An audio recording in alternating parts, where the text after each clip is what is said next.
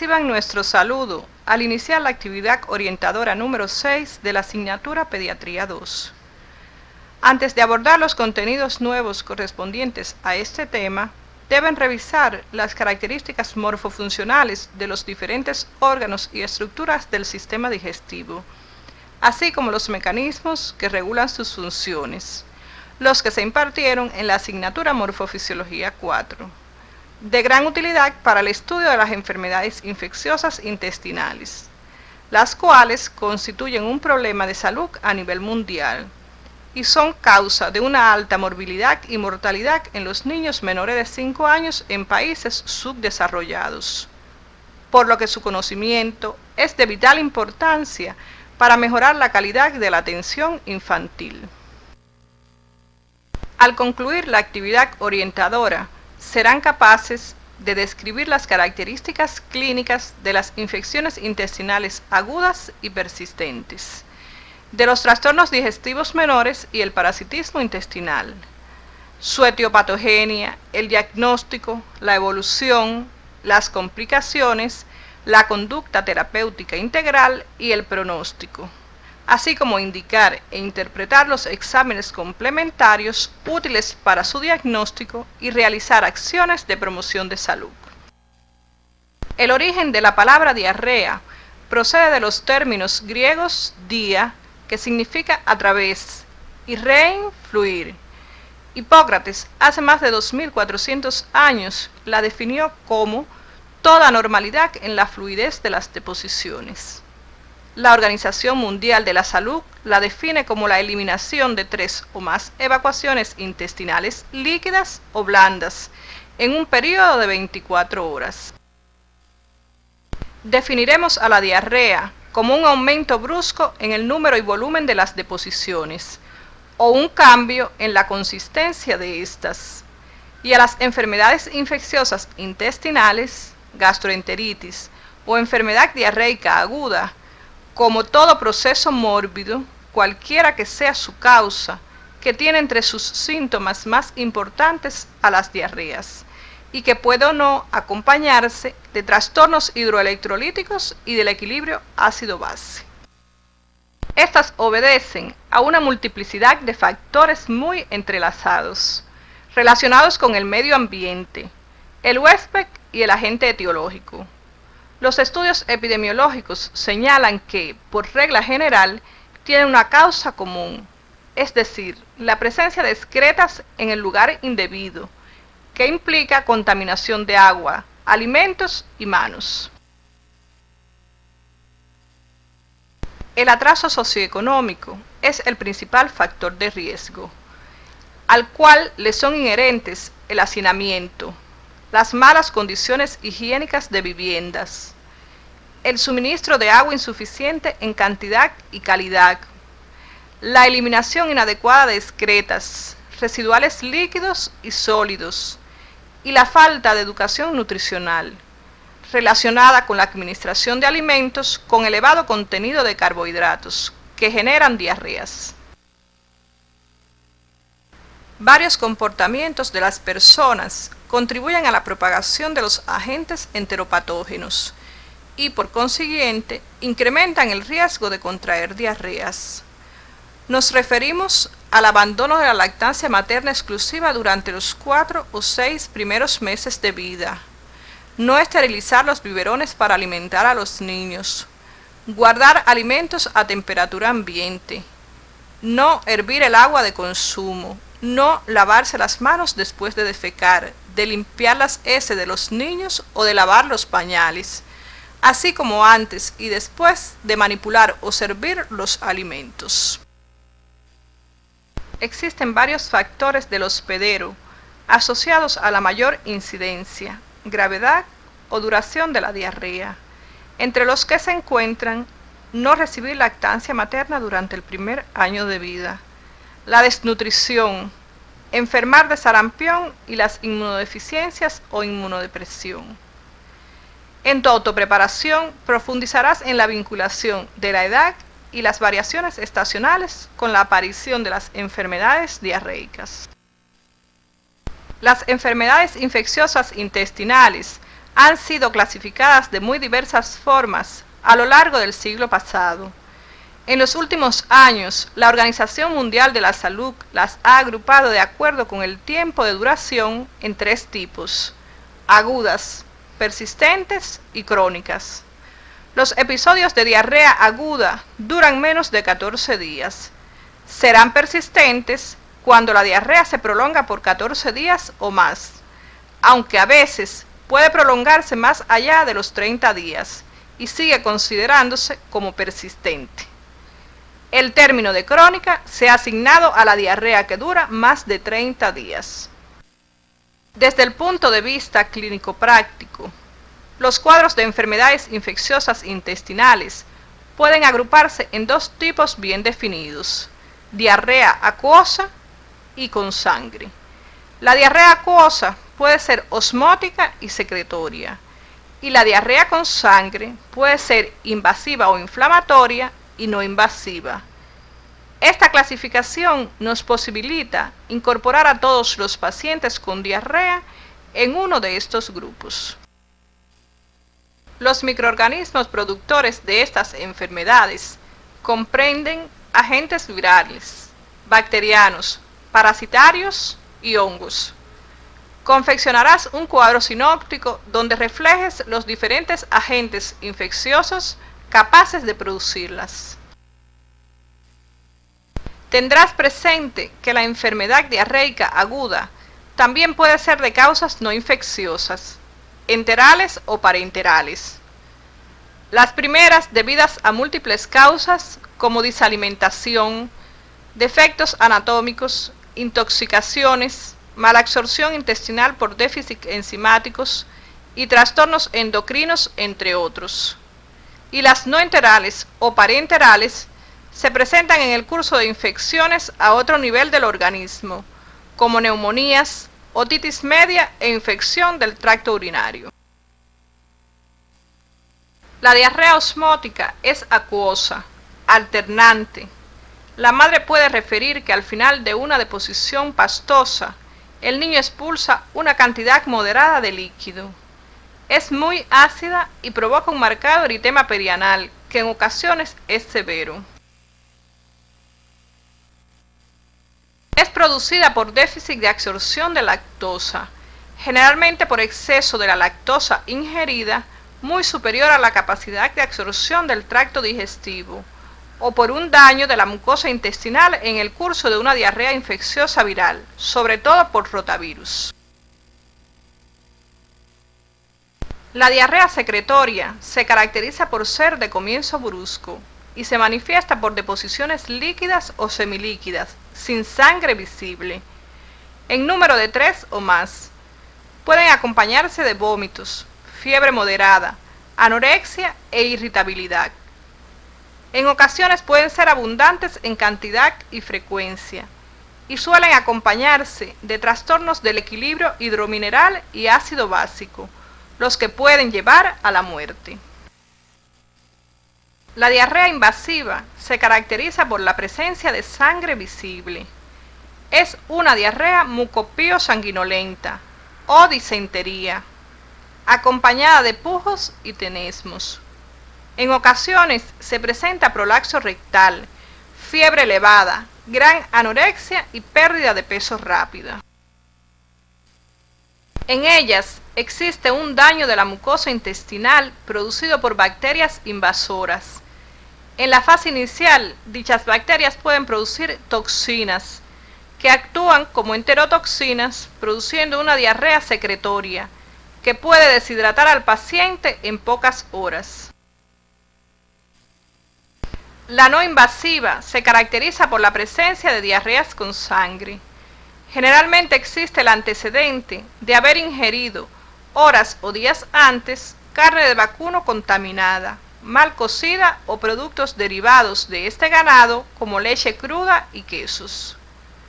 Ocasionalmente existe fiebre ligera, así como signos y síntomas de anemia severa en un paciente previamente sano, acompañada de oliguria o anuria, que unido a la presencia de hematíes crenados en la lámina periférica, sugiere un síndrome hemolítico urémico. Resumirás las características semiológicas de cada tipo de diarrea según la etiología y sus mecanismos de producción, consultando la bibliografía básica y complementaria. De esta forma, te prepararás para la discusión de caso clínico y el seminario de esta semana. El diagnóstico de las enfermedades diarreicas agudas se realiza en la mayoría de los casos por la recogida cuidadosa de la anamnesis, en particular sobre los hábitos alimentarios, cantidad de alimentos ingeridos, frecuencias, modo de preparación y nuevos alimentos introducidos. Los factores epidemiológicos positivos, junto a las características clínicas de las deposiciones, la forma de comienzo de la enfermedad, la evolución y los síntomas y signos acompañantes, son de gran utilidad. Debido a que el 70% de los cuadros obedecen a infecciones virales, no se requieren pruebas de laboratorio para el diagnóstico. Solo algunas situaciones justificarían la realización de algunos exámenes. La presencia de polimorfonucleares neutrófilos en heces orienta a un mecanismo invasivo como productor de diarrea. Los estudios microbiológicos se justifican solo si el cuadro se presenta como síndrome disentérico o si la diarrea aguda se prolonga más de lo habitual. El examen parasitológico de las deposiciones en general no tiene indicación en pacientes portadores de diarrea aguda. El resto de las investigaciones de laboratorio, tales como hemocultivos, urocultivos, urea e investigaciones radiográficas, entre otros, se indican según el caso particular. En cuanto al ionograma y la gasometría capilar, quedan reservados para los casos de deshidratación y desequilibrio ácido básico. Son numerosas las complicaciones que se pueden presentar en estos niños. Las deshidrataciones y los desequilibrios ácido-básico comúnmente asociados representan la más frecuente. La intolerancia secundaria a la lactosa es relativamente frecuente debido a la afectación de la actividad de la lactasa, así como la desnutrición proteico-energética en el curso de procesos de evolución tórpida, sobre todo en recién nacidos y lactantes bajo peso. También pueden presentarse trastornos renales y del ritmo cardíaco, las hemorragias intracraneales, el edema cerebral, el hilio paralítico y la invaginación intestinal, determinadas por las alteraciones hidroelectrolíticas, y complicaciones infecciosas por diseminación de los gérmenes causales a otros órganos, dando lugar a perforaciones intestinales, peritonitis, pielonefritis, bronconeumonía y meningoencefalitis, que pueden inducir a un shock séptico. Las intervenciones más efectivas para prevenir la diarrea infantil estriban en la mejoría de las condiciones socioeconómicas de la población, promoción de la alimentación adecuada, fundamentalmente basada en mantener la lactancia materna exclusiva durante los primeros 6 meses de vida y parcial hasta los 2 años de edad, además de elevar las condiciones de higiene ambiental y de los alimentos en la comunidad.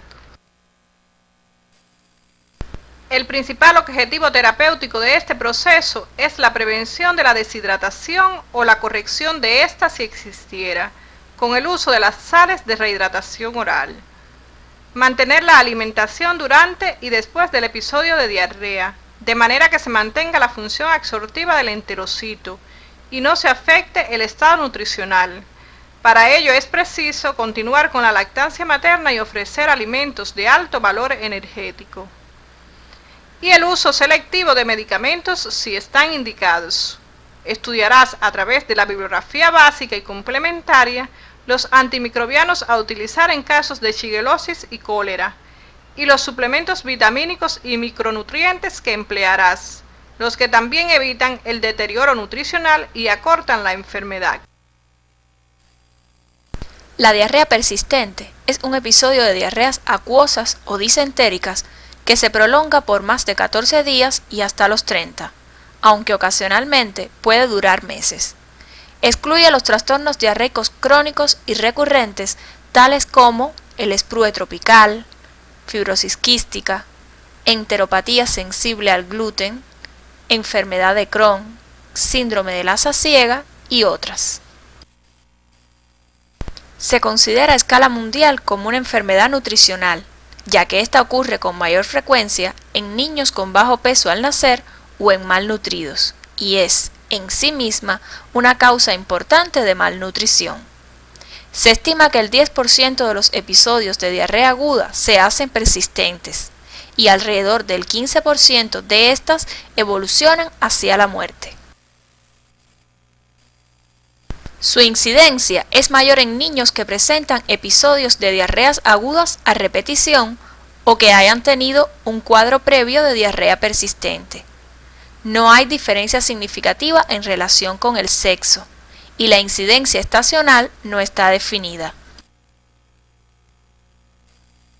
La identificación de los factores de riesgo en la diarrea persistente puede suministrar indicios importantes para su patogénesis y prevención.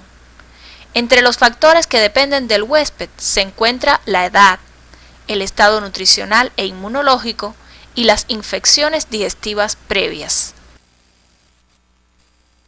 Los factores dietéticos están relacionados con la introducción, restricción o preparación inadecuada de alimentos durante el periodo agudo de la diarrea y la suspensión de la lactancia materna. Medicamentos como los antibióticos de amplio espectro que favorecen el excesivo crecimiento de bacterias patógenas, antiprotozoarios, principalmente el metronidazol, y los antimotílicos. Puede ser producida por agentes infecciosos y por causas no infecciosas. Dentro de las primeras se encuentran las bacterias, los virus y los parásitos. Las segundas pueden ser alimentarias, medicamentosas y nutricionales. Las manifestaciones clínicas son muy variadas. Puedes agruparlas en generales, gastrointestinales, trastornos del equilibrio hidroelectrolítico, nutricionales e infecciosas. Tendrás presente profundizar en la etiología y detallar el cuadro clínico de esta enfermedad. La anamnesis cuidadosa y el examen físico proporcionan más del 80% del diagnóstico. Las investigaciones complementarias representan el resto. Indicarás coprocultivos, heces en fresco con diferencial de leucocito y seriados. El resto de los exámenes serán indicados según la sospecha etiológica. Los mayores de 6 meses no graves pueden ser tratados ambulatoriamente.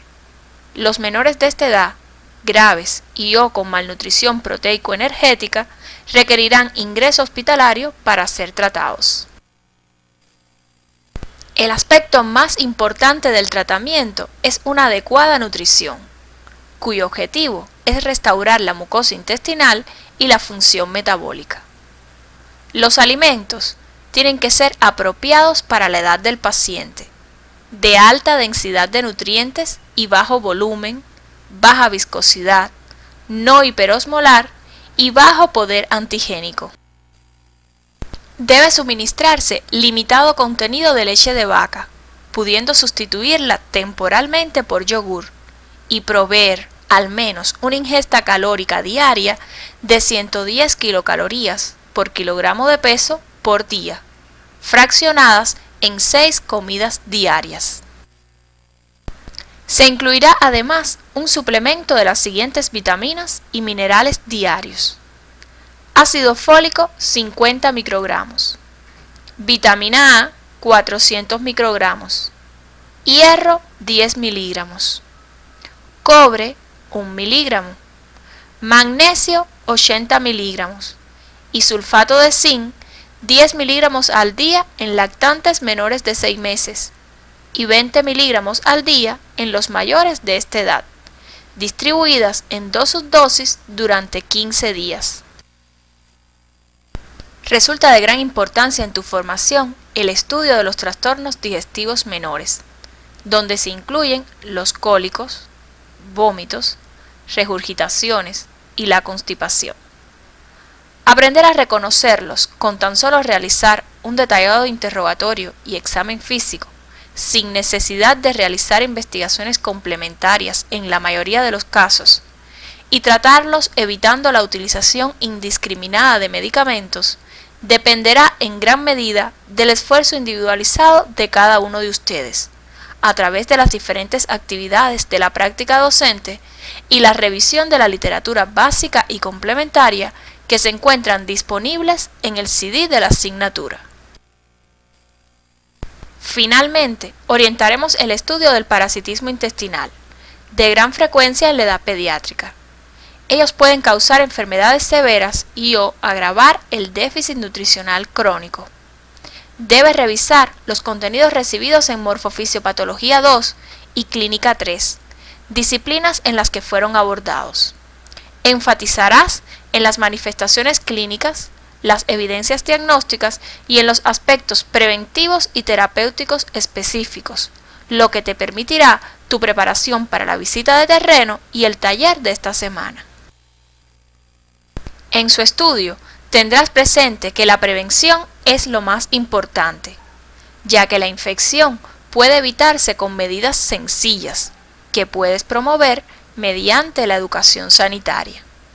No administrarás antiprotozoarios en niños asintomáticos, ni ante la presencia de protozoos que no sean patógenos al hombre, aun cuando sean observados en estudios parasitológicos de las heces en niños con diarrea aguda.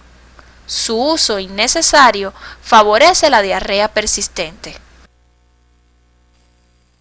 Al concluir la actividad, arribamos a las siguientes conclusiones. La mayoría de las infecciones intestinales son de causa viral, por lo que se necesitan pocas medidas terapéuticas específicas y muy pocos recursos para establecer el diagnóstico. Es muy importante identificar los factores de riesgo en la comunidad y realizar seguimiento del paciente, instruyendo al familiar en la prevención de la deshidratación. La anamnesis y el examen físico en los pacientes que padecen diarrea persistente son de extraordinario valor para orientar el diagnóstico y precisar los factores de riesgo, sobre todo alimentarios y medicamentosos, que habitualmente están presentes en estos niños. El control y las medidas profilácticas del facultativo sobre su comunidad constituyen un elemento esencial para disminuir las infecciones parasitarias y para evitar que los integrantes de la comunidad estén expuestos al riesgo de contraerlas. Hasta aquí les hemos orientado los elementos básicos que les permitirán encaminar el estudio de las enfermedades infecciosas intestinales y los trastornos digestivos menores en la edad pediátrica.